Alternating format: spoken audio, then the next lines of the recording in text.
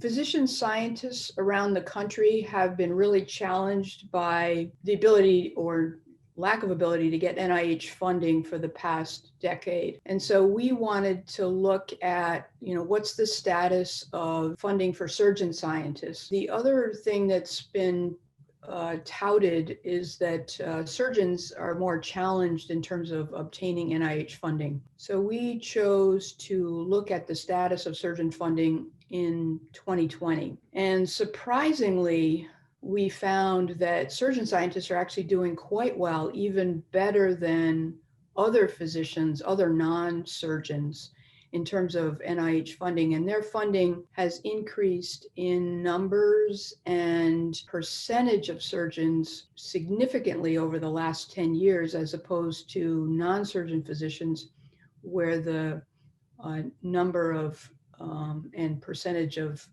those physicians has dramatically decreased. Bottom line is our findings were quite surprising.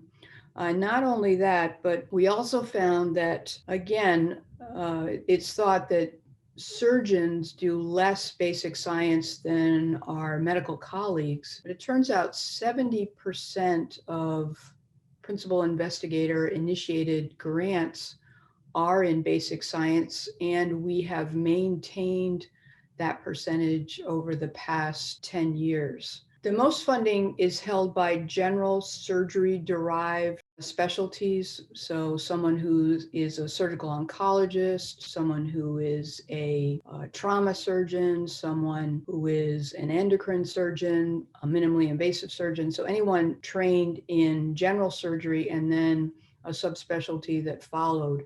Those are the individuals that held the most grants. Surgeons contribute a tremendous amount to science, and they always have. They're very challenged these days by virtue of the fact that NIH funding has diminished. We have more administrative responsibilities because of the electronic medical record, and clinical productivity is emphasized more and more across the country, especially for surgical subspecialties. So given the whole story, I think it's remarkable that our group has basically not only maintained, but actually significantly increased the amount of funding over the past 10 years with all of the constraints put upon us.